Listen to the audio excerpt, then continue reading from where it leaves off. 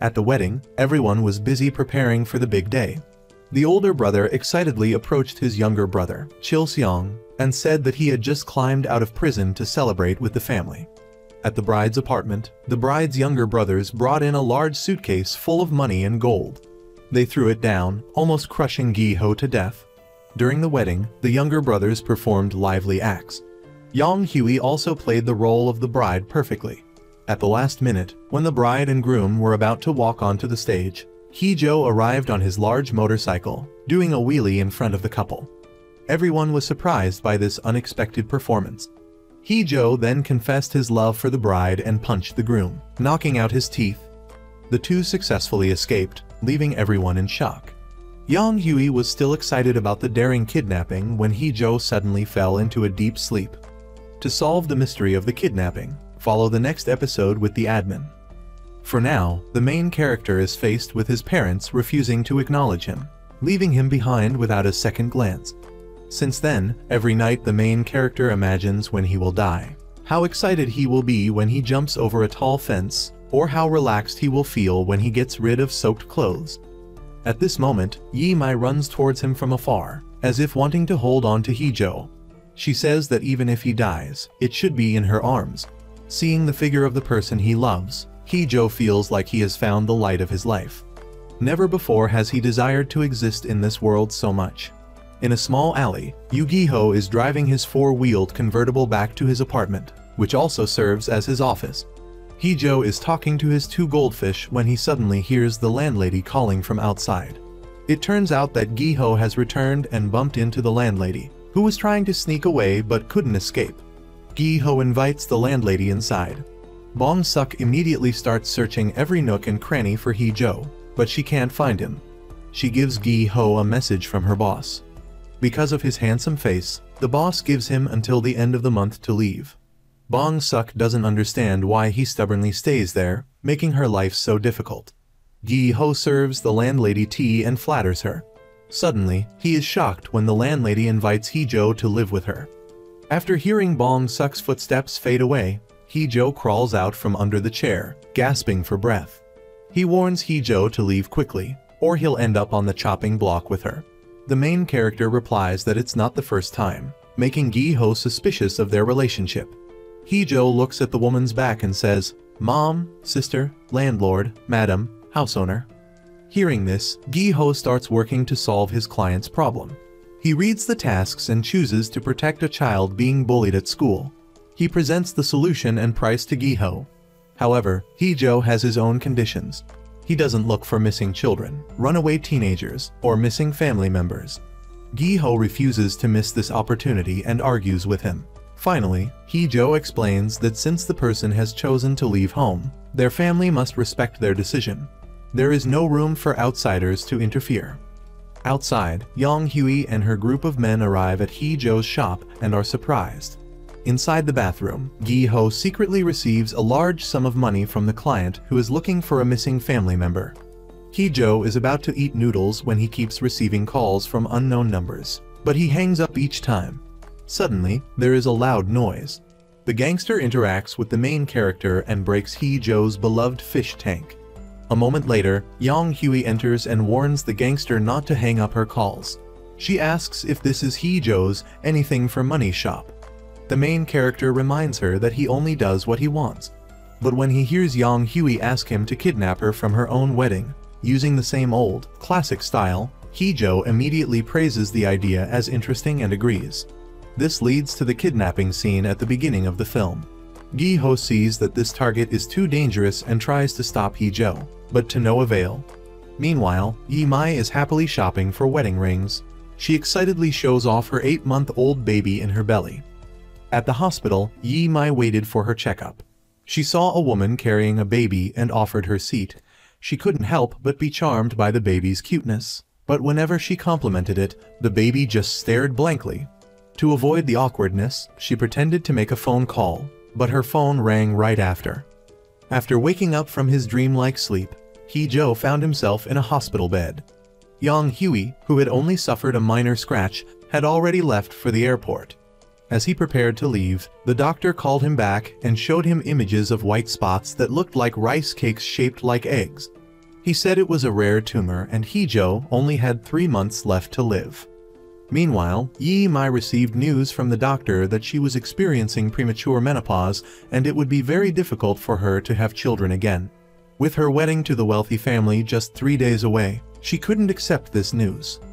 Yi Mai walked to the funeral home, heartbroken and overwhelmed with sadness.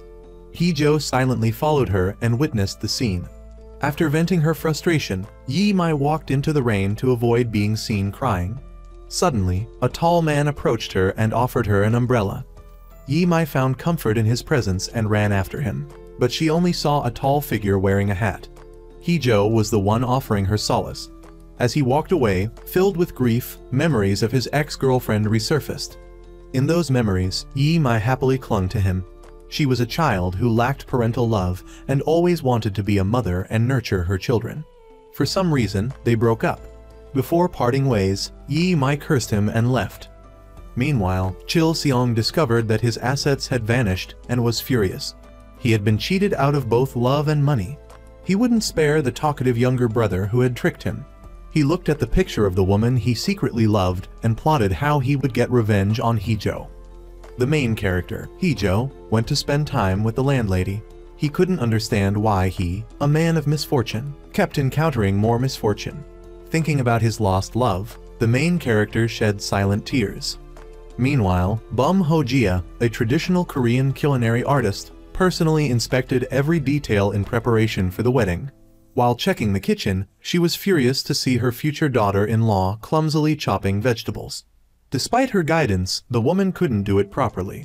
Bum Ho-jia angrily scolded her, saying it was dangerous to be wielding knives while pregnant. The main character, Heejo, was invited by a friend to eat red bean rice cake. This reminded him of his terminal illness. Ignoring that, he turned on the TV and watched a story about a father's constant worry for his son. Heejo laughed heartily and then resolutely stood up to do something.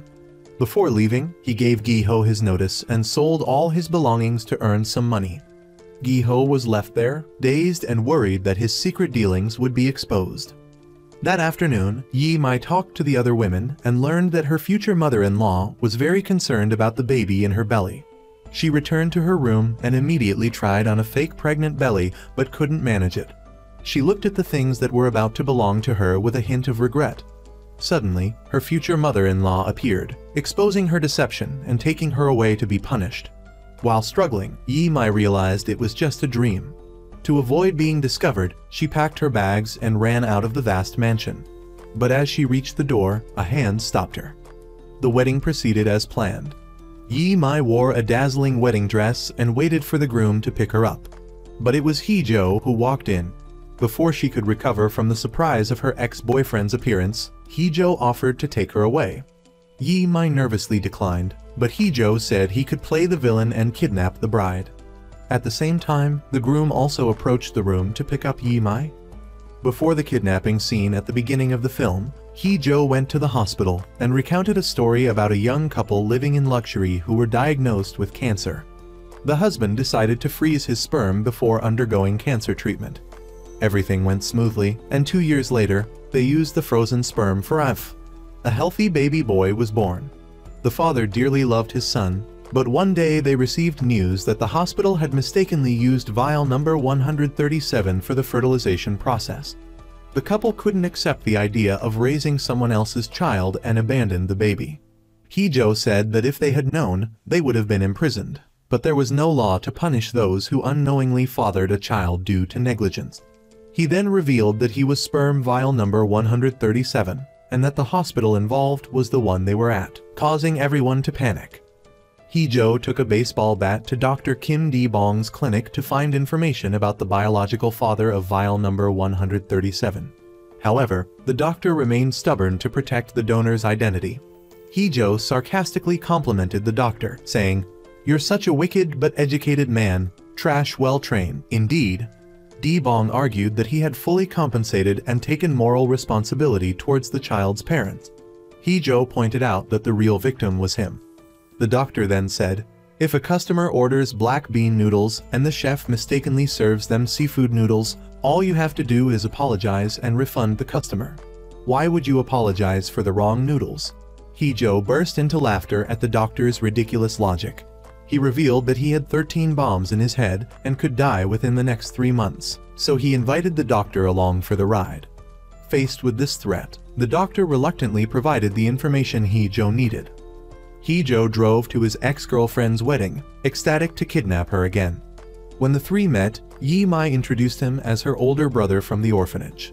Eo-hyun shook hands with him, overjoyed to meet his brother, and asked for guidance. Hee-jo questioned Eo-hyun about what he liked most about Yi-mai and whether he could protect her for the rest of her life. Feeling the tension, Yi-mai dragged Hee-jo outside and begged him to let her wedding proceed peacefully. Suddenly, Eo-hyun ran over and hugged Hee-jo, assuring him that he would treat his future wife well. While driving Hee-jo away, he continued to question Eo-hyun.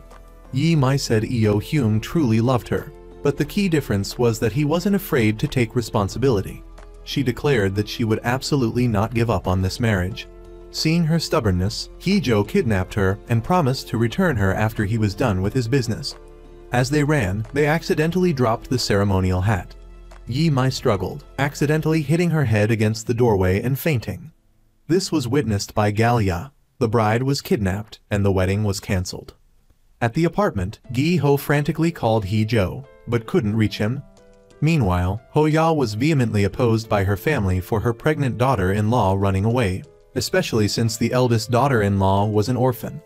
As her family protested against a woman's decision-making power in the household, Ho-ya yelled, reminding them of her efforts to build their business from scratch. She could quell any dissent with a single glare. After settling the matter, she comforted her son and asked who kidnapped his bride. Eo-hyun claimed to know nothing. Hee-jo was on the phone with his best friend when he discovered that the bride had escaped. He hung up the phone and ignored Gi-ho, who was trembling before Chil Seung's thugs. To save his own life, Gi-ho made a deal with the thugs, promising to find Hee-jo. Meanwhile, Yi-mai, sensing danger, ran into the rice paddy to escape, but Hee-jo caught her. Yi-mai blamed him for ruining the life she had always dreamed of. Later, they reached a stream to wash off the mud. Yi-mai looked at her embroidered shoes, remembering that night when Eo-hyun had taken her hand and gifted them to her with sincerity. He promised that even if she ran away, he would chase her to the ends of the earth to bring her back. At that moment, she had felt the warmth and security of a family. Suddenly, the embroidered shoe floated down the stream. Yi-mai, without hesitation, ran after it to retrieve it. Seeing this, Hee-jo also helped her pick it up, and they continued their journey together. In the car, she asked him where they were going and what they were doing. She borrowed his jacket and secretly took out her phone to call her future husband for help, but Hee-jo noticed her plan with a glance. When they stopped for gas, Yi-mai went to the bathroom, and then secretly climbed out through the window. After struggling for a while, she managed to get out, only to be scooped up in Hee-jo's arms. Back at his home, Eo-hyun was furious to see his beloved being taken by his rival right before his eyes. He drove to find his wife, but his men held him back. A moment later, Ho-ya, with her powerful voice, transformed her son's determination into obedience, making him return to his room. Hee-jo took Yi-mai to a small neighborhood to buy her new clothes. Seeing an opportunity, she ran down to ask for help from the locals, but nobody answered. It turned out that there was a popular idol concert happening in the area, so everyone was there watching. When she saw an elderly man, she ran to him for help, only to be scolded as a lunatic. With her last lifeline gone, Yi-mai reluctantly agreed to go inside to buy clothes. She saw the shop owner and, with a glimmer of hope, asked to borrow her phone. Secretly, she went to the changing room and called for help, but she couldn't remember Eo-hyun's number. Hee-jo waited outside for a long time and then directly changed his clothes, showing off his muscular physique to the shop owner. After pleading for a while, Yi-mai remembered the number but couldn't get through. Hee-jo knocked on the door, urging her to hurry up, so she left a message and obediently walked outside. When they left, Hee-jo didn't forget to return the phone to the owner, which caused Yi-mai to blush in embarrassment. On their way, Yi-mai held the wedding dress and prayed that Eo-hyun would receive her message and come to rescue her. As if by telepathic connection, Eo-hyun, on the other side, was desperately searching for his phone. When he opened it, he saw a missed call and a message from his beloved. She reminded him of their promise that day and said she was going to Nam-won. Eo Hyung, enraged, set out to rescue his beautiful woman. He looked at his mother's terrifying back and resolutely decided to leave. Meanwhile, the main couple had reached a sausage soup restaurant, hoping to find the important person. The owner announced that they were closed. Hee-jo said he had driven for 6 hours to ensure his pregnant wife could enjoy the sausage soup, so the owner immediately went into the kitchen. Yi-mai was confused, and Hee-jo explained that he was cooperating with her pregnancy act. Despite her youthful desire to be his wife, Yi-mai would reject him even if he offered. He whispered to her to endure until morning. As they argued, the owner brought out porridge. Yi-mai played the role of a good wife, worried that her husband couldn't eat animal offal, so she ate 2 bowls for the baby in her belly. The owner inquired about her pregnancy, and Yi-mai replied, "Hee-jo isn't the father, so he wouldn't know." Hee-jo kicked her under the table. While the owner was distracted, Hee-jo grabbed a handful of his hair and stuffed it into his pocket. He then drank alcohol and watched the owner's happy family gathering together. After finishing their meal, Hee-jo pretended to forget his wallet and asked to stay the night, and the owner readily agreed. The couple lay down next to each other. Hee-jo wondered why Yi-mai didn't ask him why they were there or why she stayed. She didn't care about him anymore. Before going to sleep, Hee-jo reminded her to abandon her rival and escape because he had excellent hearing. However, that night, Yi-mai secretly snuck out. Suddenly, in his dream, Hee-jo begged her not to leave. Seeing his pitiful expression, Yi-mai approached him and took his hand. As Hee-jo was delivering goods, he was involved in a car accident, injuring himself and damaging the goods. The driver of the other vehicle was the same man who had been close to him 7 years ago. They had been so close back then, but now they were estranged. The father was shocked to realize that the son he had abandoned years ago was right in front of him. Suddenly, his wife called because their young daughter had been injured in the accident. He handed Hee-jo his business card, which read, "Ki Yong-jo, CEO, I'm your father," causing Hee-jo to burst into laughter. Hee-jo then introduced himself with his new name and presented his business card for his Odd Jobs company. Just when Hee-jo was feeling vulnerable, a hand touched his. At that moment, Hee-jo woke up, grabbed the bride's hand, and whispered something in her ear. Soon after, Yi-mai found herself tied to a table nearby. Seeing her struggle, Hee-jo took a picture for keepsakes. Then, he gave a strand of hair and a wad of money to the lab, requesting results by morning. It turned out the doctor had given Hee-jo a list of 5 potential fathers for him to find. The 20% probability of finding his biological father wasn't bad at all. Hee-jo passed by a restaurant and watched brothers squabbling over inheritance, yelling at each other. He was inside, screaming for help, but nobody paid attention. The old man was fast asleep in his room. Yi-mai couldn't rely on anyone else, so she dragged the table until the ropes snapped. But the person who appeared before her was Hee-jo. She became the butt of his joke. After a heated exchange, Yi-mai blurted out that she left him back then because she thought he would stop her, and she quickly hid under the blanket to avoid embarrassment. Hee-jo pleaded with her, but he was actually asking for his blanket back. Looking at his back, she recalled their first encounter. She had seen Hee-jo severely injured, pointed him to the hospital, and used a handkerchief to bandage his wound. The next day, Yi-mai sat there, lost in thought, longing to run to the man whose back made her heart flutter. From afar, he came to return the handkerchief. Hee-jo complimented her on her interesting name, which was his way of confessing his love for Yi-mai. She was captivated by his bright smile. Meanwhile, Galya rushed to tell the owner the news, but Hoja seemed unconcerned. She already knew that her son wouldn't sit idly by and would go find the woman he loved. That night, she watched her son's car leave, having already filled the tank for his love pursuit. He was sleeping peacefully, dreaming about catching his rival, until he was awakened by a police call. He recounted the entire story to the police, even showing them a portrait of the suspect and predicting his condition. The police, however, suspected that the bride had run away for love because Eo Hyung was not as good-looking as Hee-jo. Seeing his anger, the police comforted him and printed a missing person notice. He recounted that the night before the wedding, Yi-mai had happily worn the shoes he had given her. She was so elegant and precious that he didn't dare let his desire taint her. Hee-jo slept soundly, ignoring Gi-ho's calls. He had no idea about his friend's plight at the hands of Chil Seong's men. Eo Hyung distributed flyers everywhere, searching for his beloved. Gazing at Yi Mai's beautiful face, he vowed to save her at all costs. The power of love made the flyer fly towards the car at the restaurant. Hee-jo paid his bill and was about to leave when the owner stopped him. He also asked for a new pair of slippers because he had thrown his embroidered shoes on the roof. Yi Mai woke up, noticed the missing shoe, and questioned Hee-jo, but he didn't respond. Suddenly, the manager arrived to finalize the franchise agreement. The daughter-in-law pulled her father aside to inspect the meat. The brothers were quarreling over it.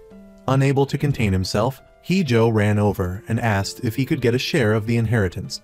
He suggested he might be one of their father's lost children. Hee-jo exposed the false facade of filial piety put on by the family members, leading to a brawl. The manager was scared and ran away, but he suddenly recognized the person on the missing person flyer. It looked very familiar. Eo Hyung immediately rushed to the restaurant where Yi Mai was. Hee-jo was single-handedly fighting off the sons, but the old man couldn't watch it and started scolding him. Meanwhile, Chil Seong's gang was armed and ready to attack Hee-jo. The police were also on their way to handle the brawl. Seeing the dangerous situation, Yi Mai pretended to have a stomach ache to get Hee-jo out of there. The old man, moved by compassion, chased them out without asking for money. Hee-jo couldn't bear it and stopped at the door, telling the old man that he was being tricked. The old man admitted he knew his grandchildren were eyeing his property, but he pretended to be deaf and didn't need an outsider like Hee-jo to interfere. At that moment, Hee-jo was about to say something, but he received a text message with the DNA test results and let go of the door. He said he wasn't related to the old man and shouldn't be getting involved. He was about to leave to find the second person on the list, but Yi Mai wouldn't let him. She spotted Eo Hyung and Hee-jo grabbed her and took her away. The thugs from Chil Seong's gang arrived at the restaurant, looking for Hee-jo. The old man stood his ground and attacked them with a sausage. During the chaos, the police arrived to stop the fight. Eo Hyung seized the opportunity and borrowed a police car to get his beloved back. He nervously explained his identity to the police, promising to return the car in a moment. Meanwhile, Hoya received news that her son had stolen a police car to find his wife. She wanted to throw him to the tigers for this humiliation. Then she called someone, demanding they return to Korea immediately. Yi Mai was using all her strength to stop Hee-jo, but she couldn't succeed. Eo Hyung's car followed close behind. The chase continued until they reached the edge of a cliff. Eo Hyung rammed Hee-jo's car, sending it tumbling down. At the same time, the police received a report and were rushing to the scene. Yi Mai became Hee-jo's hostage. Eo Hyung held a stun gun, threatening Hee-jo, but when he had the chance, he didn't know how to use it and accidentally shot himself in the leg. Seeing her future husband faint, Yi Mai ran to confront Hee-jo. He was badly injured and got a headache and fainted. She was caught between two unconscious men, not knowing what to do. At the police station, Chil Seong's gang explained they hadn't done anything yet when the restaurant was destroyed. However, the police had witnessed them waving their arms and legs and couldn't mistake it for anything else. When the leader claimed the old man had attacked him with a sausage, forcing him to defend himself, the police couldn't understand how he used all those weapons to cut sausages or liver. They locked the entire group up. Eo Hyung woke up and was informed that he was being released and that someone called Join Na was waiting for him. He heard that Yi Mai had vanished. Hee-jo woke up and found himself alone in a field of grass. In the distance, he saw Yi Mai sitting there. He approached her and offered her a flower, but she firmly pushed him away and wanted to leave. Despite his pleas, she said that one of them had to die for them to stop being entangled. She was miserable and desperately wanted to escape from him. Hee-jo then wished her happiness, but he wouldn't let her go until she died because she was his. Eo Hyung's hunger strike and kneeling in the rain angered Hoja. The family had discussed the wedding for 2 years, but her son threw it all away for a girl he had known for only 2 months. Yi Mai saw him kneeling in the rain and was about to take off her underwear, but she ran over and hugged him. She tried to reason with him, but he was determined not to give up. He asked Yi Mai if she would never leave him, and when she playfully nodded, he immediately announced to his mother that Yi Mai was 2 months pregnant, leaving Hoja shocked and speechless. Back in the present, she was determined to throw Hee-jo into the water and escape. He didn't get angry but asked her why life only got exciting when she was about to die. She stood outside the police station looking at the man she loved. Eo Hyun was inside, anxiously asking the police to find clues, but they refused. Just as he was about to stand up, Yi Mai called. The police located her position, and Eo Hyun reassured her. Yi Mai said she was scared because she couldn't find her way back. Suddenly, Hee-jo appeared, and she quickly hung up. The police discovered that the call originated from a public phone nearby. Yi Mai hid behind a car and cried. Later, they went to a restaurant for drinks. Yi Mai confided in Hee-jo that she had shamelessly entered a prestigious family in exchange for a home and wealth. But she was afraid of taking away all of Eo Hyun's happiness, so she left. She could have entered that house, but what if she became a source of misfortune for them? Hearing this, Hee-jo said, "There are people who were born into that kind of misfortune, like number 137. Ho-ya was calling the police, pleading with them because her kind and gentle son would never do something like this. At the police station, Eo Hyun threw off his prison clothes and insisted that they find Yi Mai. He was determined to live and cling to the police station, begging them to carry out their duty. The thugs from Chil Seong's gang, locked behind bars, were constantly cheering Eo Hyun on to seek justice. Suddenly, a tall man appeared, carrying Eo Hyun and cleaning up the police station. The scene shifted to the main couple, who had been drinking, and were now sitting together, confiding in each other. Yi Mai admitted that she felt lost. Hee-jo advised her not to set any goals because if she got lost while wandering with no destination, it would be like drifting like he did. She scolded him, saying he was a cult member or mentally ill to have such ridiculous statements, and ran away. He chased after her, trying to convince her. Meanwhile, John Na had given Eo Hyun all the information about his rival. He discovered that Yi Mai had lied to him, claiming they were siblings from the orphanage.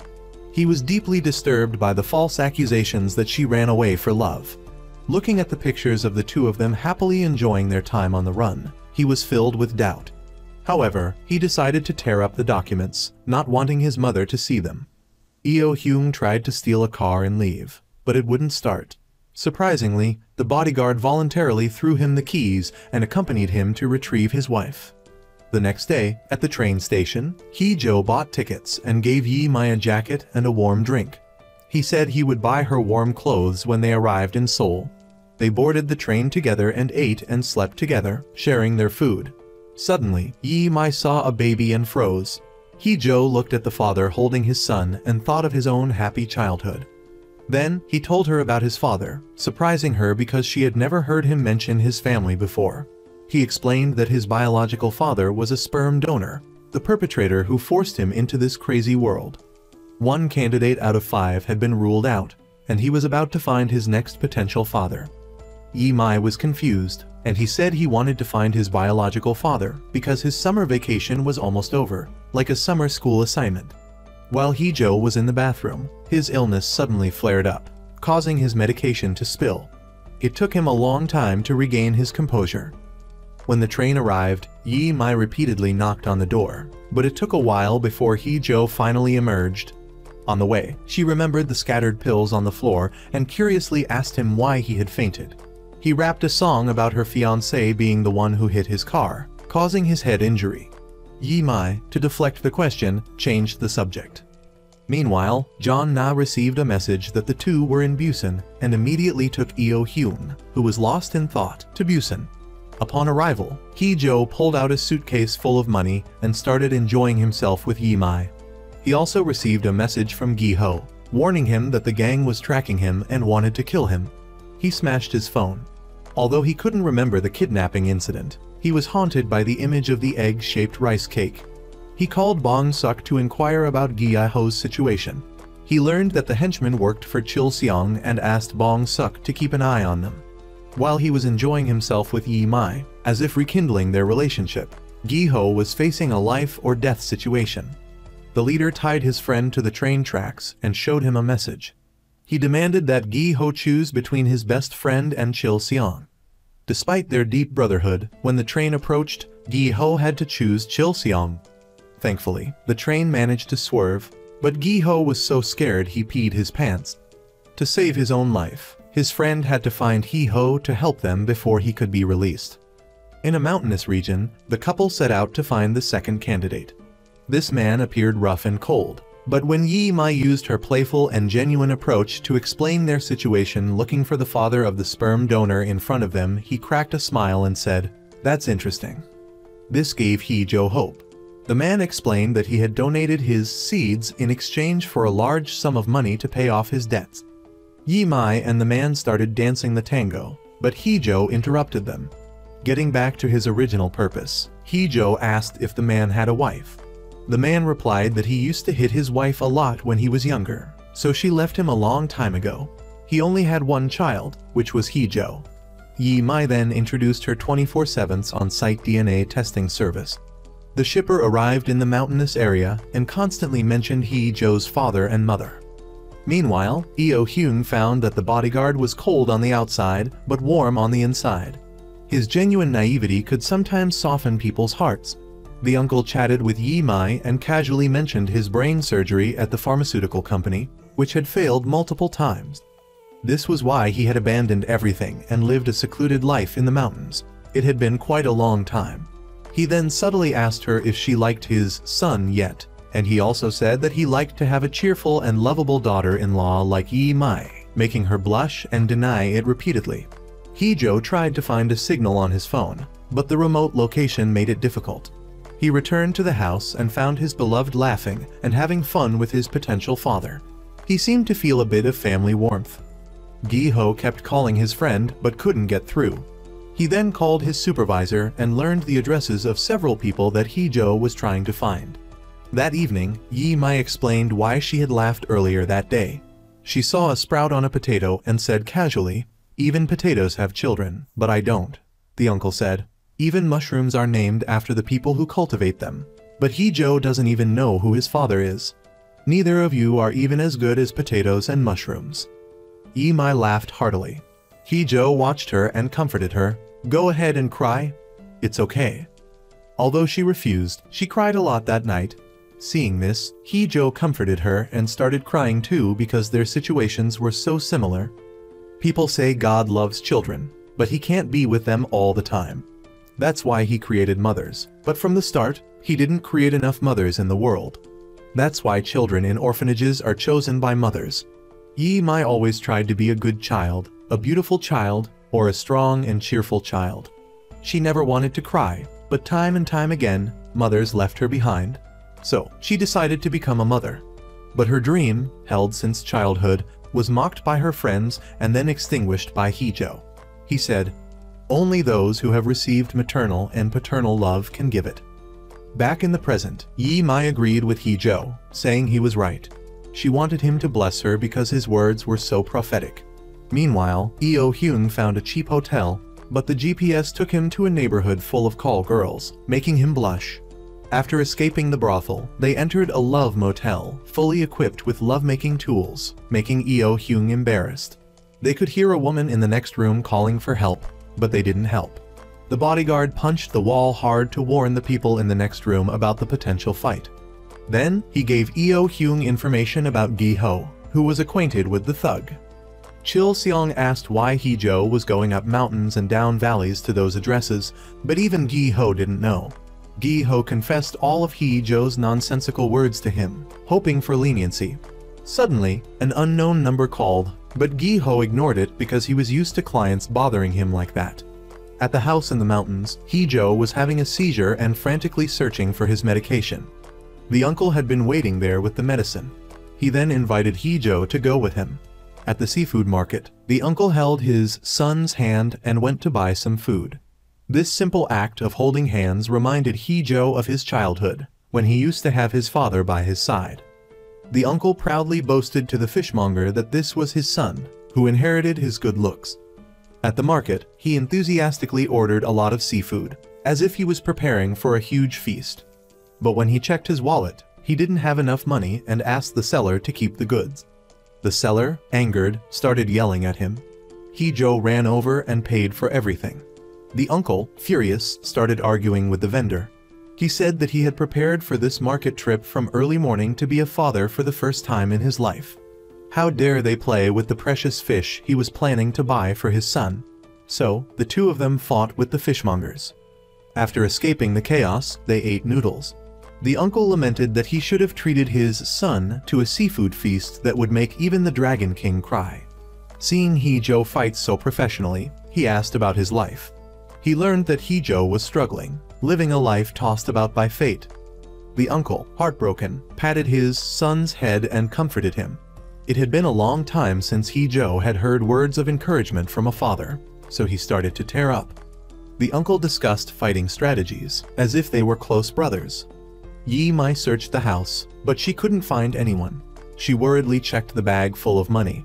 When she saw that everything was still there, she breathed a sigh of relief. She suddenly realized that she was afraid of being left alone by that hateful man. She decided to take the bag of money and forge her own path.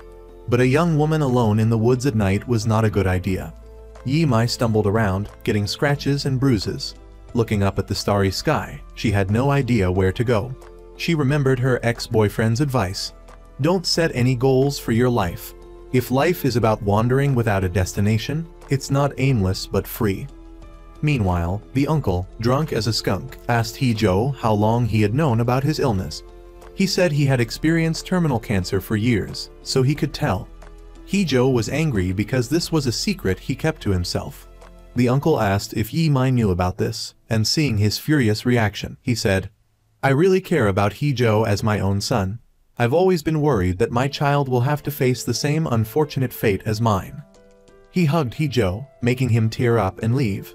The uncle ran after him, saying, "I want to give you everything, just like a parent gives to their child, but I have nothing. If you need me to, I'll cut off my arm for you." At a luxurious hotel, Gi-ho was giving Chil Seong a massage when he received a strange call.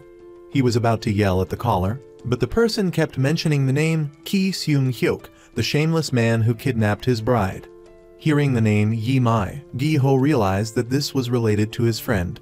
It got even more explosive when he learned that He-Jo and Seung-hyuk were the same person. Gi-ho called the landlady Bong-suk in the middle of the night, making her extremely annoyed. When he mentioned He-Jo, Bong-suk hung up. He-Jo returned home and discovered Yi Mai wasn't in bed, so he panicked. At that moment, she appeared behind him and said, "If someone suddenly disappeared, you'd probably panic too, so I'm just a normal person."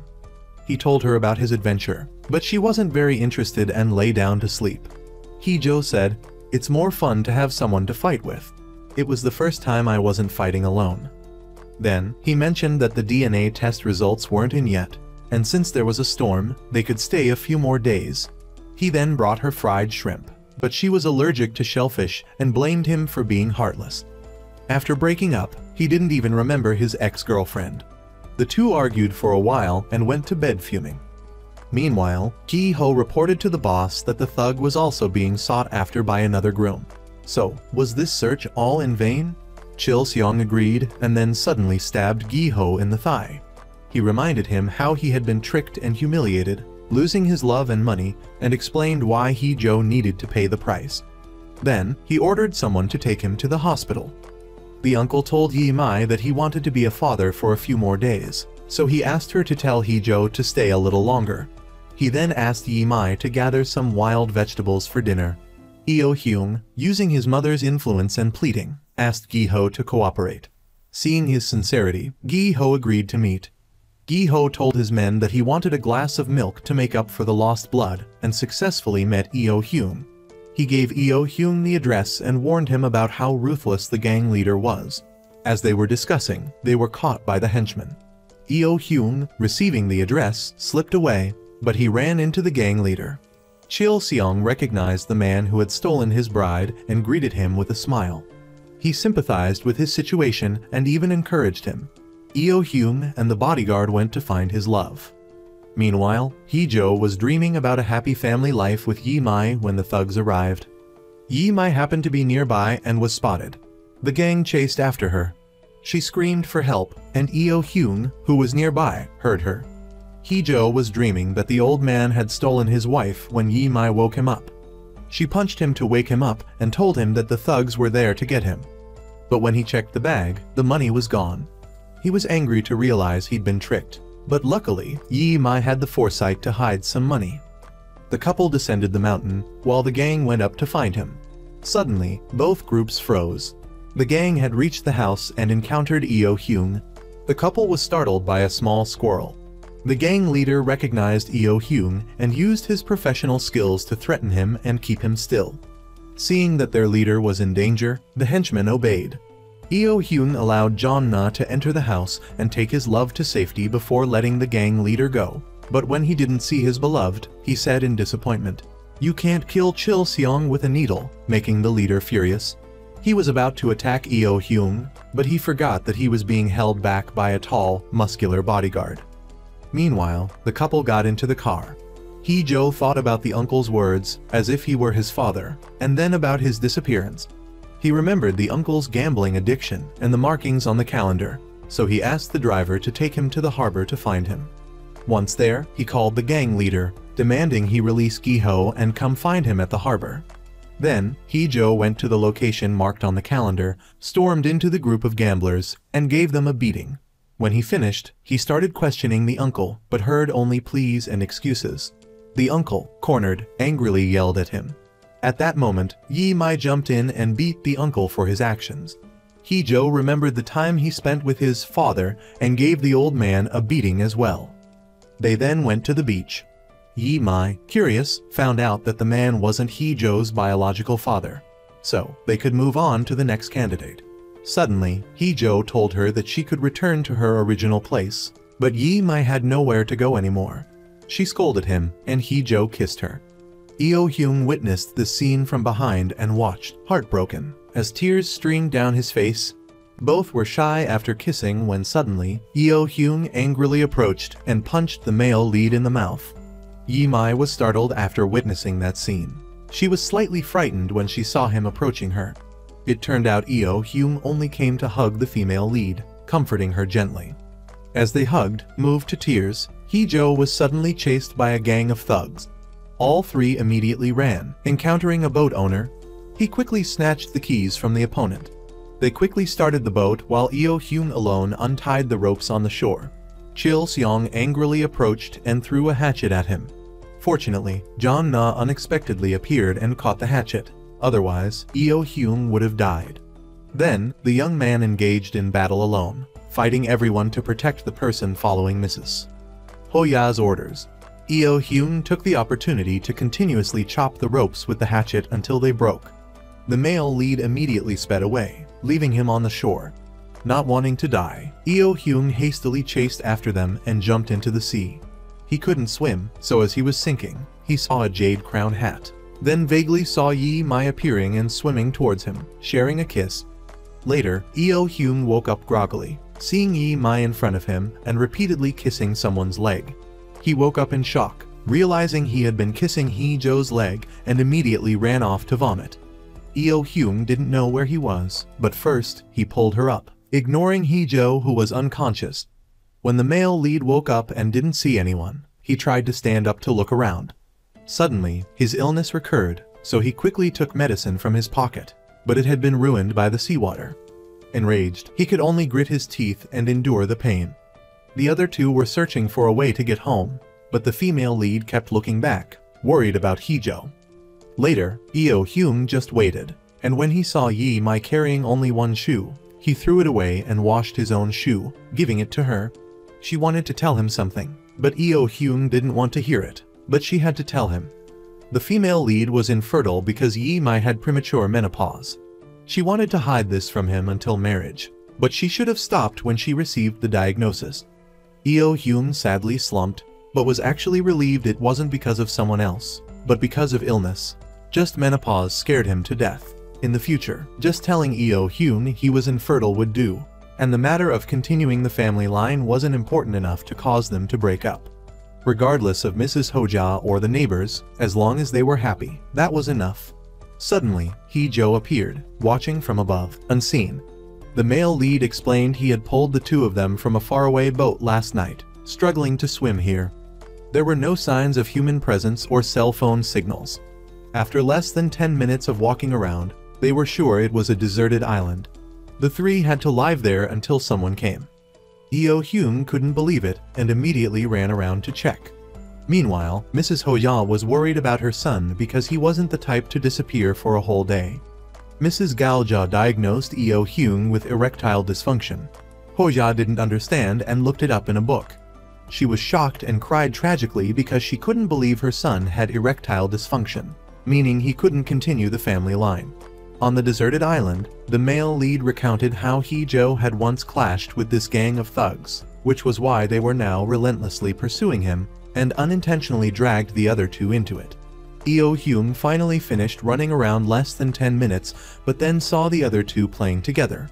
Later, the two men competed to catch fish for food.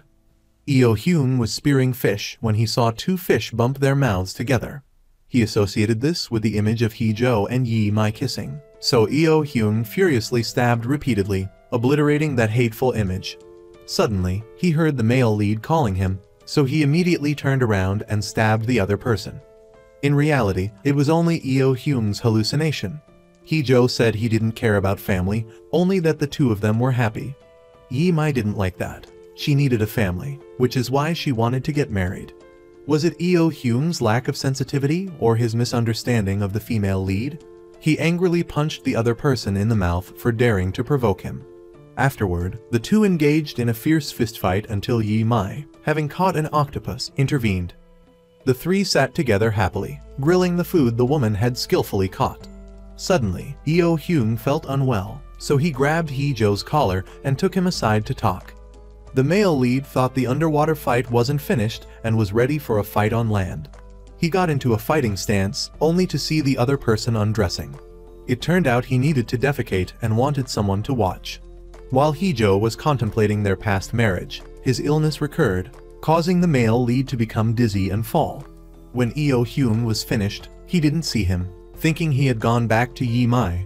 Suddenly, he saw a pair of legs and discovered Hee-jo lying there. Eo Hyung anxiously checked on him and used acupuncture to treat him. He continuously massaged his body until the male lead regained consciousness. Hee-jo opened his eyes, saw the other person helping him, and recounted his illness. He only had 3 months to live.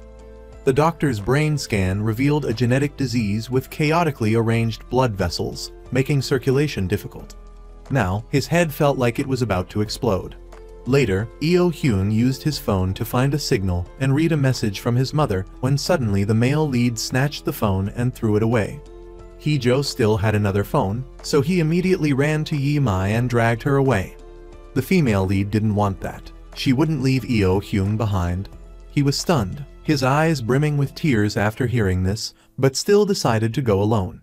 Hee-jo was walking when someone grabbed his hand. He turned around and unexpectedly saw Chil Seong, who had tracked him down to settle the score. The male lead continuously blocked the hatchet blows to escape. He pushed the other person down, causing Hee-jo pain, but he had to crawl away, and his illness suddenly recurred at the worst possible moment. Chil Seong woke up, grabbed the male lead's leg, and was about to kill him when Yi-mai suddenly hit him on the head with a rock. He woke up, wanting to deal with her, but then Eo Hyung hit him with a stick.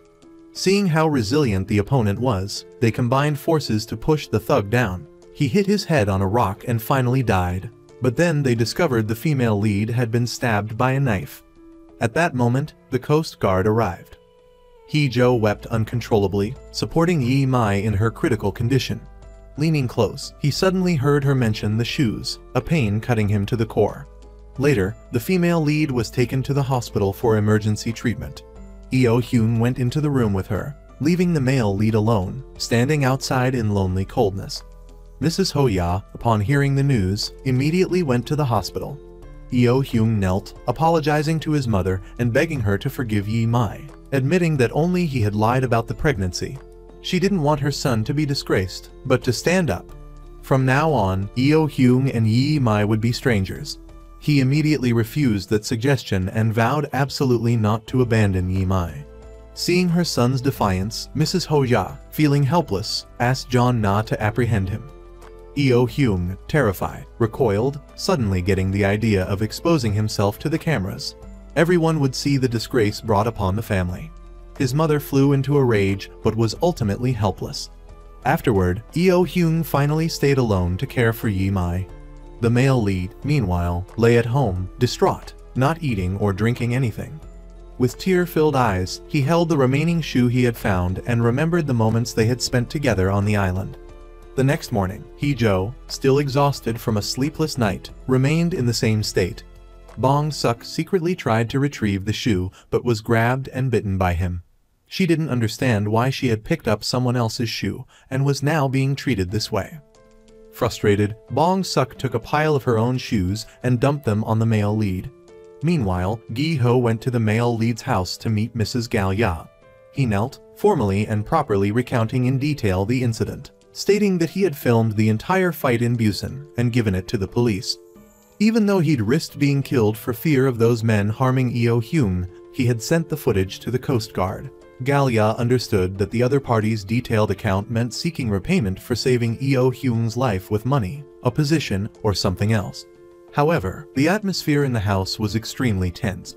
Gi-ho was astonished that the other party was the second wife and not Eo-hyun's mother. His true nature was revealed because the second wife offered no position, making Gi-ho's efforts seem pointless. Galya immediately ordered someone to throw the impudent young man out. Gi-ho still snuck in and overheard Mrs. Hoja warning the servants not to let Eo-hyun in, even half a step. Terrified, he fled home and dared not return. At that time, Eo-hyun was hiding in a corner, looking for a way to sneak into the place where the female lead was being treated.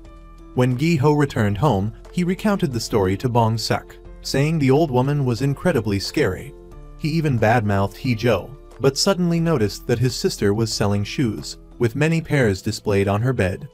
As Gi-ho examined the shoes, he suddenly saw a sharp glint in one of them and jumped. He immediately grabbed his slippers and ran, refusing to stay in the house any longer.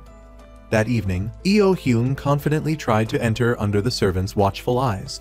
He thought he could easily get past them, but John-na carried him outside. Eo-hyun continued to sneak in through the back door and discovered that they were bribed and unmovable, with John-na standing guard, making it impossible to enter. The next day, Galya brought some tonic medicine for Yi-mai because Eo-hyun had pleaded so much. John-na, out of consideration, finally agreed to let the other party in, but he suddenly saw the young master hiding under the skirt following behind. Out of consideration, he pretended not to see anything. Eo-hyun finally reached Yi-mai and was just about to feed her a spoonful of medicine when he jumped at the sound of his mother outside, causing him to spill it on her clothes. The female lead gasped, and Eo-hyun quickly used a cloth to cover Yi-mai's mouth, lest Mrs. Hoja hear and come in to scold him. Meanwhile, Bong-suk learned that Hee-jo was holding the shoe of the petite girl he'd known. Using the pretext of extinguishing a cigarette on the table, she seized the opportunity to snatch the shoe and throw it out the window. The male lead, furious, rushed out to frantically search the trash. Bong-suk, witnessing this from behind, recalled Hee-jo's younger days scavenging for food. Seeing the male lead's pitiful state, she took him in and cared for him until now. It turned out the shoe had remained in Bong-suk's possession.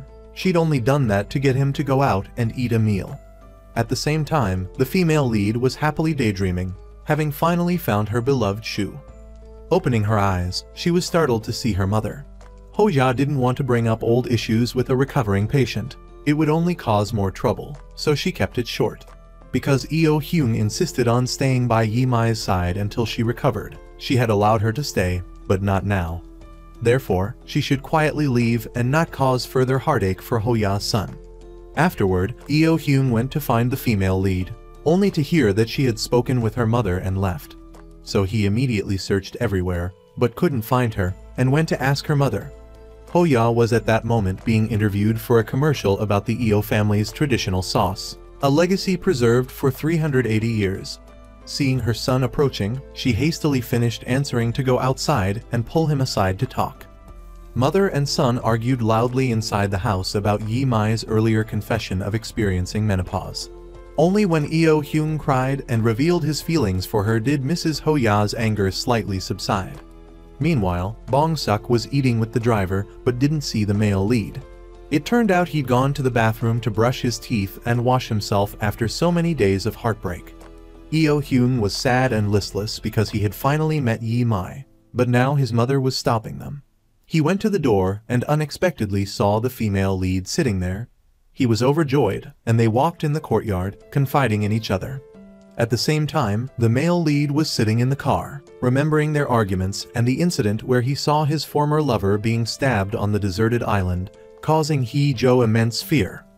Bong-suk woke up and he wanted to eat steamed corn, so she went down to buy some, unaware that the male lead had already left his bag behind. That night, Eo-hyun was sitting smoking when someone suddenly offered him a lighter, making him jump. It turned out to be the masked Hee-jo, but Eo-hyun didn't want to talk and went elsewhere. The male lead followed persistently, earnestly apologizing, and they embraced to reconcile. Afterward, they sat down, smoked, and he wanted to ask about his family history, but Hee-jo didn't want to say, only giving him her shoe before leaving. Eo-hyun wanted to take this to Yi-mai but didn't dare to enter. He recalled the doctor saying that because the shoe was tucked into her shirt, the female lead thankfully wasn't stabbed too deeply, avoiding damage to her intestines. Eo-hyun could only sit and cry, feeling sorry for her all night. The next morning, as the sun rose, Yi-mai packed her things, took the shoe he'd left behind, and left immediately. The female lead appeared at Hee-jo's house. She repeatedly bit his nose, blaming him for what he had done, and then started hitting and kicking him furiously. Bong-suk ran in to intervene but was slapped, ending up with stars in her eyes and a meditation bell falling on her head. Afterwards, she had to strike the meditation bell to calm herself down. Bong-suk wanted to talk to Yi-mai, but Yi-mai refused, treating her with disdain. Hee-jo, not wanting them to fight, took the female lead's hand and led her outside, leaving Bong-suk to stew in her anger. Without a word, he put Yi-mai in a taxi back to Wonju. He walked home and was suddenly hit by a shoe thrown at him. The female lead appeared, reproaching him for making her return. She asked why he gave her the shoes if he wanted her to go back. Yi-mai didn't expect his callous words and actions. It turned out that giving her the shoes was a kind gesture, not a romantic advance. The female lead stubbornly insisted she still loved him, madly in love, which is why she foolishly came all this way to find him. But Hee-jo didn't soften, instead responding with even harsher words, suggesting they should move on and not ruin each other's lives. After Hee-jo left, she couldn't control her emotions and sobbed. He returned home, seeking comfort in Bong-suk's embrace, trying to hide his tears. Hee-jo forced himself to be strong, enduring the pain, sacrificing his love to let her go. Later, while resting, he heard a terrifying weather forecast and worried about Yi-mai. He feared that his actions had hurt her and that she might be standing somewhere refusing to leave. Hee-jo immediately went searching everywhere, finally finding her at their old house, both soaked to the bone, gazing at each other longingly. Yi-mai had waited there, expecting him to come. They sat together, unable to hide their emotions any longer, and passionately kissed. That night, they lay next to each other, reminiscing about their past in that house, remembering the time they cooked together and celebrated Hee-jo's birthday. While eating, Yi-mai bit into a ring, the gift he had intended for her. Hee-jo secretly noticed his girlfriend chipping her tooth on the ring, but didn't dare tell her. Returning to the dilapidated house, Yi-mai found 2 rings they had thrown away earlier. She wondered if throwing them away was what triggered her early menopause. Hee-jo put a ring on each of their fingers, implying that he would be the one struck by misfortune to remove unhappiness from her. The next day, the Eo family held a celebration for Hoja receiving this year's presidential award. His mother wanted him to write a congratulatory speech thanking his grandparents. Everyone waited as he wrote it. A teacher read it aloud. The beginning flowed smoothly, pleasing Hoya, but the latter part was full of longing for Yi-mai. His furious mother stopped the reading. Later, Hoya went to wake Eo-hyun, but he was like a lost soul, unresponsive. She called repeatedly to no avail, so she fetched a bucket of water to splash him awake. As Hoja lifted the bucket, her back gave way, causing her excruciating pain. Jong-na immediately carried her to find Eo-hyun for acupuncture, but she refused, wanting a traditional Chinese medicine doctor instead. Galya ordered Jong-na to carry Hoja back to Eo-hyun's room for treatment. Jong-na was thus spun around like a top by the 2 women, completely dizzy. Meanwhile, the male lead tucked his girlfriend in and left. He unexpectedly found Yi-mai awake and calling him. Hee-jo explained he was finding the henchman to repay the debt because the henchman had found her. The male lead told his girlfriend to go to Bong-suk's, and he would be back soon. When he arrived, he found the person was a little girl. The girl wanted Hee-jo to find Seung-hyuk. Hee-jo remembered the accident from that year. He learned that the girl wanted to find her brother to go abroad with their mother. Seeing the girl holding a voucher from a convenience store, Hee-jo snatched it and tore it up. The girl cried over the lost voucher, so he carried her away. The female lead was at Bong-suk's, wanting to help with work, but Yi-mai's clumsiness prevented her from doing anything. Bong-suk came up with a plan and wanted them both to participate. They went out, did their makeup, looking fierce, to confront some young women and demand an advance on their salaries, then disappeared.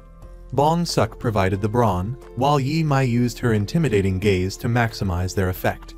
The male lead was sitting at a bus stop with a little girl. After she left, Hee-jo called Gi-ho out. He was about to beat him up for charging the little girl, but Gi-ho waived the fee, so he spared him. They went out drinking and talking. Suddenly, the male lead's illness flared up, making him lose control. His hands showed signs of losing dexterity. Hee-jo returned home and couldn't remember his door password. His mind felt like it was completely gone. Later, the other two women returned. The male lead saw his girlfriend's disheveled appearance and yelled at Bong-suk. Bong-suk was stunned. She hadn't expected the kid she raised to criticize her appearance and imply that Yi-mai was better. Bong-suk burst into tears, unable to understand why, after all the money she had used to raise Hee-jo, he would humiliate her like this. Inside the house, the male lead apologized repeatedly, but Bong-suk wouldn't calm down. He resorted to a final tactic, stripping down to his chest and performing a sexy dance to finally appease her. Meanwhile, the Eo family was performing a hand-washing ceremony. Eo Hyun, the eldest grandson, presided, but remained dejected, constantly thinking of Yi-mai. Hoya was furious and could only watch her son perform the ceremony poorly. Eo Hyun burned an amulet, and embers burned his jade hat, forcing John Na to put out the fire. The ceremony ended in failure due to Eo Hyun's distraction. The next day, Hoya received a farewell letter from her son, causing her great sorrow. At the same time, the inauguration ceremony for the Biological Research Center took place. The male and female leads were about to do something when fireworks went off, causing Hee-jo to become disoriented. He wanted to take his girlfriend away, but Yi-mai refused, deciding to continue. The female lead immediately lunged at the chairman, but he was an imposter. Frightened, she ran, only to unexpectedly find her boyfriend unconscious. In a daze, the male lead saw Yi-mai being apprehended by guards and then breaking free to run to him. Now the female lead's misfortunes have ended, and Hee-jo will be the one struck by lightning. A few days later, the female lead and Bong-suk listened to the doctor's grim prognosis. There was no effective treatment for the patient's condition. It was a rare brain disease. The patient would appear normal, but painful episodes could strike at any time. The doctor recommended finding a hospice for the patient's comfort. Bong-suk angrily retorted, questioning the doctor's years of expensive medical training if all they could suggest was hospice. She insisted that hospice was for the dying, not for Hee-jo. She had plenty of money, hundreds of millions, even billions, and demanded immediate action. While Bong-suk pleaded tearfully, the female lead remained stunned and unresponsive. Yi-mai recalled past arguments and curses she'd hurled at Hee-jo, even telling him to die. He had promised to stay away from her for her happiness. The female lead sought out Bong-suk, asking to be slapped. Hee-jo had been moaning, bleeding from his nose, and then fainted beside her, but Yi-mai had thought he was faking it. She yelled, realizing she had wished for a dying man's demise for her own happiness, even asking him to die. Bong-suk slapped Yi-mai hard across the face. Her wish had become reality. Later, Gi-ho applied a cold compress to Yi-mai's swollen cheek, reviving her. He informed her that Bong-suk was a setter for the Ilseong girls' volleyball team, and anyone who messed with her was doomed. Yi-mai visited Chairman Shin again, determined to confirm if he was Hee-jo's biological father. She resolved to complete that task for her boyfriend. Meanwhile, a panicked Bong-suk ran out, pleading for a doctor to save Hee-jo, whose heart had stopped. Yi-mai frantically blocked Chairman Shin's car to get a hair sample or even spit on his face. Doctors worked to revive Hee-jo. Afterward, Yi-mai, triumphant with Chairman Shin's saliva sample, couldn't find her boyfriend. Seeing numerous missed calls from Gi-ho, she started searching. Hee-jo had survived the crisis but was now in intensive care. Bong-suk discovered Yi-mai had been submitting Chairman Shin and Hee-jo's samples for testing. Before Gi-ho could stop her from revealing the truth, an argument erupted between the two women. Meanwhile, Eo-hyun walked on a bridge, having run away from home, looking much older. That night, as Yi-mai dozed, Gi-ho slipped her an access card to Hee-jo's room. Yi-mai watched her boyfriend, tears falling, then climbed into bed with him. As she whispered to him, Hee-jo woke up, gently embracing her. They talked. Suddenly, Yi-mai woke up. It had been a dream. Yi-mai received a message. Chairman Shin was not Hee-jo's father. She decided to take her boyfriend outside to enjoy the fresh air. After much effort, she managed to get him to a taxi stand, but drivers, thinking he was a corpse, refused to take them. Her phone battery dwindled as she received threatening messages from Bong-suk, which she didn't dare reply to. Yi-mai sat, looking at Hee-jo, unsure whether to call an ambulance. She cried, lamenting to her boyfriend. Suddenly, Hee-jo woke up, asking how she would survive without him. Yi-mai, stunned, pinched his cheeks to confirm it wasn't another dream. Overjoyed, she showered him with kisses. They walked and talked, heading towards Gangwon province to find candidate number 4. First, the male lead needs to get the car from his henchman. Gi-ho, who was eating ramen, was stunned and couldn't believe Hee-jo was standing there. He rushed to hug him, thinking he was dead. The male lead got his clothes and car keys and was about to leave when Gi-ho ran up and hugged him tightly. Both were moved and promised that when Hee-jo returned, Gi-ho would be his henchman for life. Gi-ho asked him to convey his love to Bong-suk.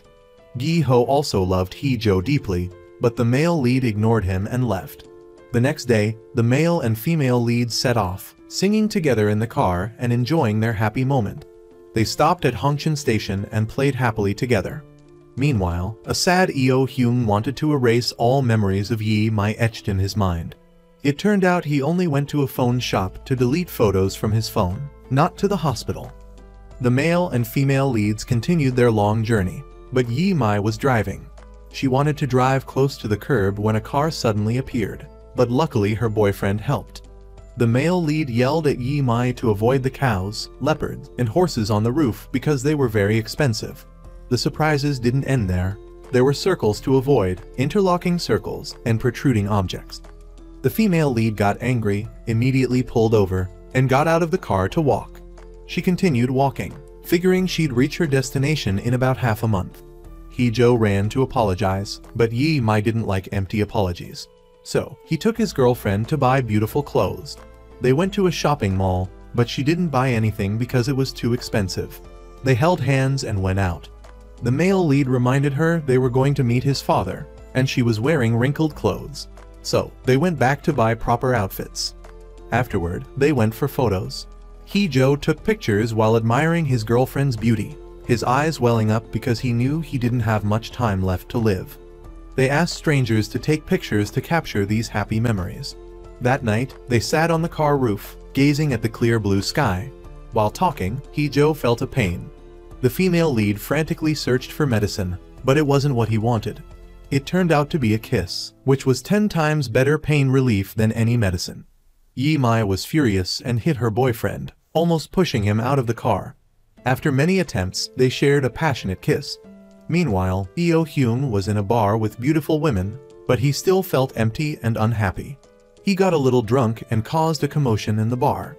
He accidentally called his mother-in-law. Hoya heard the chaos on the phone and was worried sick. She immediately asked Jong-na to drive and find Eo-hyun that night. The next morning, the male and female leads were about to reach their destination. Hee-jo teased his girlfriend about menopause, saying it was like a mole next to her navel. It stays there all her life without affecting her life. The male lead noticed Yi-mai was silent. She was crying because he had brought up menopause, ruining her mascara. They finally arrived. The male lead asked Yi-mai to go inside to help him with something. She obeyed and rang the doorbell. Someone appeared, making the female lead stunned. They looked at each other without saying a word. Suddenly, Yi-mai saw the male lead driving away and rushed after him. She couldn't believe that man, no wonder he had been so good to her. Hee-jo stopped the car and sobbed. Suddenly, Eo-hyun appeared and sat in the car to comfort him. Hee-jo cried like a child because the male lead had promised to be with her for life but had abandoned Yi-mai again. Seeing Hee-jo like that, Eo-hyun took care of him like a younger brother, even though he still resented him. Seeing Hee-jo feeling better, Eo-hyun asked him to continue driving to another place. On the car, the male lead wanted to be complimented for doing something good, finding Yi-mai's real birthday instead of abandoning her. Hee-jo didn't understand why the last thing he did for her before dying was leaving her in front of her parents' house. Meanwhile, Yi-mai was wandering the streets, trying to find her way home, when Gi-ho called. His henchman would send a car to pick her up and take her back to Seoul. He hung up and went outside to report back to Ho-ya. Ho-ya, not knowing her son's whereabouts, was playing electronic games at a game parlor to pass the time. Suddenly, Bong-suk appeared, questioning Gi-ho about Yi-mai's location. Ho-ya overheard their conversation and intervened. Bong-suk explained that his daughter had disappeared and was connected to Yi-mai, so they were now in the same boat. The other two, Hee-jo and Eo-hyun, had stopped at a restaurant for a meal. Eo-hyun tried to feed Hee-jo, but he refused. Hee-jo recounted his childhood family problems and the misfortunes stemming from his parentage. The box that shouldn't have been opened was opened by his mother, revealing that Hee-jo was adopted. Seeing their growing closeness, his mother had planned to take the secret to her grave. However, his father found out at the hospital one day. That night, he angrily confronted his wife about Hee-jo not being his biological son, a conversation Hee-jo overheard. His mother wanted to go out stargazing with him that night, but Hee-jo refused, secretly fearing he wouldn't see his father again if he went with his mother. This choice had unforeseen consequences. That was the last time Hee-jo spoke to his mother. The next morning, the police arrived, reporting that she had been in an accident on the Bigun mountain slope. More than her death, what traumatized him at the age of 8 was the abandonment. Now, both Hee-jo and Eo-hyun had to continue their journey home. Meanwhile, Yi-mai arrived home at the address Gi-ho provided, only to find the ferocious Bong-suk waiting for her. Even more surprising was the presence of the formidable Ho-ya. Bong-suk tried to pull Yi-mai outside for a talk, but Ho-ya intervened. Ho-ya attempted to contact Eo-hyun by phone, but couldn't reach him. Later, Yi-mai followed Ho-ya's instructions and even offered to make tea. Yi-mai realized that while Ho-ya could be suffocating at times, she was a truly great mother, never abandoning her and nurturing her from childhood. Suddenly, Bong-suk reappeared, demanding to know why Yi-mai and Hee-jo went to Hongcheon.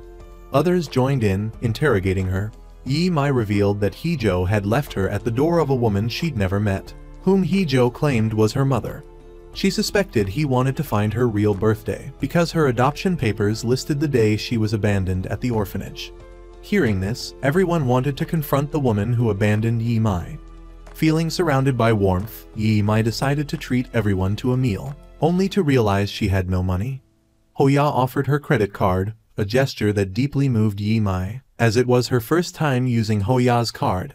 Just then, the others returned with food, and the happy atmosphere quickly turned chaotic. Bong-suk dragged Hee-jo aside, unleashing a torrent of harsh words. Seeing his fear disguised as bravado, Bong-suk comforted and reassured him, finally prompting him to open up. Hee-jo sobbed, unaware of the enormity of his crime of being born from a mistake. He feared a sudden, unexpected death on the street, struck down like lightning. They had abandoned him, but why was he the one burdened with this unhappiness, this destruction? Yi-mai, listening outside, couldn't hold back her tears. Outside, Ho-ya asked her son for his phone, opened it, gave it back, and then told Eo-hyun to get out of the car. He was surprised by her sudden departure, without a word. Then, his phone rang. She told him to continue playing until he was tired, to come home only when he was hungry for his mother's cooking, but to keep his phone on so she could call. On her way back in the car, she wanted to cry but didn't want anyone to see, so she borrowed John Na's sunglasses. Ho-ya didn't want him to go to America. She wanted him to stay and become her second son. Seeing his silence, she thought he disagreed, but then John Na readily agreed, calling her Mom. Eo-hyun returned and unexpectedly saw Yi-mai. They talked, and he thanked her for helping him mature. The male lead suddenly appeared and Yi-mai pulled him outside. He braced himself for a beating, but she only wanted to hug him to thank him for finding her birthday and returning safely. They hugged emotionally until Hee-jo tried to kiss her. Yi-mai punched him to bring him back to reality. Gratitude was one thing, but disappearing was another. She had to hit him. He'd said he'd find her and then disappeared. Didn't he remember their rings? They were bound together. He should have taken Yi Mai's place, facing the punishment. They argued, finally revealing their fear of not being able to express their love for each other. Hee-jo conceded and carried her home. Everyone celebrated and had a joyful party. Hee-jo, eyes brimming with tears, watched them from a corner, thinking how wonderful they were. Afterward, everyone was drunk and asleep except Hee-jo, whose illness began to act up. He stumbled into the street, his head swimming, his vision blurry. Yi Mai suddenly appeared, pulling him to the curb. She learned he was going to find his father. She rushed home to get her car keys, causing a commotion that woke everyone up. But when she returned, Hee-jo was gone, already in a taxi. He waited until his father returned home, and then ran to hug him. His father recognized his long-lost son, and they embraced, weeping emotionally. They went inside. Hee-jo looked around at his belongings, surprised his father had kept them. He felt at ease, finally home. The male lead heard a knock on the window. He opened it and was startled to see Yi Mai. She was stunned that he didn't recognize her. Hee-jo thought she was a ghost, since they were on the second floor. He learned that Gi-ho had contacted a moving company to use a lift to get Yi Mai up there. They talked, and Yi Mai wanted to greet his father, but Hee-jo stopped her. His father disliked strangers coming to the house, so with the lift already there, she should just kidnap Hee-jo instead. Yi Mai was confused. The next morning, they drove along the coast. At a restaurant, they saw Ho-ya on TV, advertising her soy sauce. Days passed, and they held hands as they explored various places. Hee-jo even threw Yi Mai her first birthday party. While in a tent, they saw Eo Hume's vlog of his mountain climbing adventures. Realizing how much he'd matured, they continued their journey, but Yi Mai felt cold and uncomfortable, wondering when they would arrive. She asked Hee-jo to stop the car and ran up a mountain. They found a vast expanse of snow and played together. Hee-jo spotted a clover, and they bet on who could find a 4-leaf clover. Hee-jo quickly found one and showed Yi Mai. Suddenly, Hee-jo's nosebleed started again. His illness returned, and he collapsed. In his daze, he saw Yi Mai rushing to his side, anxiously worried. She cried, supporting him, begging him to fight. But what was to come, did come. Hee-jo's final moments were spent with Yi Mai, the one he loved most.